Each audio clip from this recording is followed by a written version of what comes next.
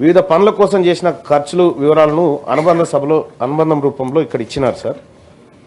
Sir నేను గౌరవ మంత్రి గారిని తమరి ద్వారా అడుగుతా ఉన్నాను సార్.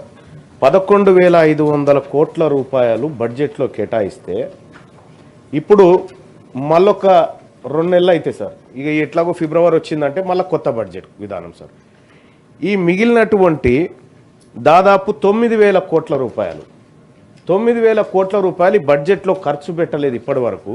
ఈ నెల 2 నెలల్లో ఎట్లా ఖర్చు పెడతారు సార్, నాకు అర్థం కాలేదు. ఇదొకటి సార్. రెండో అంశం సార్, ఇందులో చాలా భయంకరమైనటువంటి లెక్కలు ప్రభుత్వం ఇచ్చింది సార్. ప్రభుత్వమే చాలా భయంకరమైన లెక్కలు ఇచ్చింది సార్.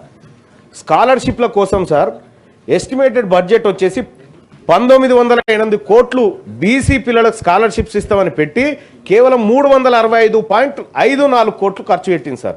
ఈ 365.54 కోట్లు కూడా ఇటీవల కాలంలో మొన్న గౌరవ ఫైనాన్స్ మంత్రి గారు స్కాలర్షిప్లు రిలీజ్ చేసినటువంటి సందర్భంలో ఏదో కొద్దిగా ఇచ్చినట్టున్నారు సార్, ఇంకా పాత బకాయిలు అట్లాగే ఉన్నాయి సార్. రెండోది హాస్టల్స్ కోసం సార్, మా పిల్లలు సంక్షేమ హాస్టల్లో చదువుకుంటున్నటువంటి పిల్లలు వాళ్ళు మంచి పౌష్టికాహారంతో తిని ఆరోగ్యవంతంగా ఉండి మంచి చదువులు చదువుకోవాలనుకుంటున్నటువంటి పిల్లలకు సార్ 435 కోట్ల రూపాయలు ఎస్టిమేటెడ్ బడ్జెట్ పెట్టి కేవలం 315 కోట్లు ఖర్చు పెట్టిందంటే మా పిల్లల్ని ఈ ప్రభుత్వం మేము పస్తులతోనే వండబెడుతున్నామని మీ పిల్లల్ని అని చెప్పి చెప్తా ఉంది సార్. సార్ రెండోది సార్, మహాత్మా జ్యోతిబా పూలే ఓవర్సీస్ విద్యానిధి కింద సార్ 80 కోట్లు కేటాయించినారు సార్.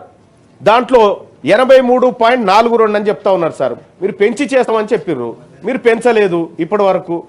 మళ్ళీ దాంట్లో కూడా బడ్జెట్ ఎట్లా పెట్టిరంటే సార్ 5 లక్షల లిమిట్ పెట్టిరు సార్. 5 లక్షల లిమిట్ ఉండాలి, 5 లక్షల లిమిట్ ఉంటే మీరు ఓవర్సీస్ స్కాలర్షిప్కి ఎలిజిబుల్ అన్నారు సార్.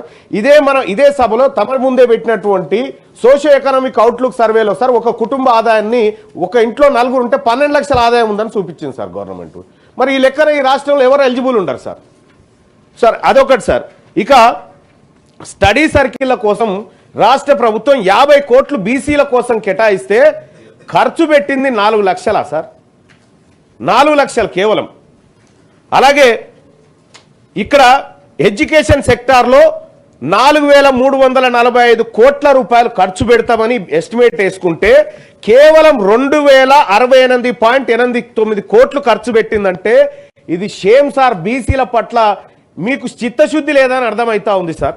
2,500 కోట్ల రూపాయలు ఎడ్యుకేషన్ సెక్టార్లో బీసీల డబ్బు మిగిలించుకుంటుందా సార్ ఇప్పటి వరకు?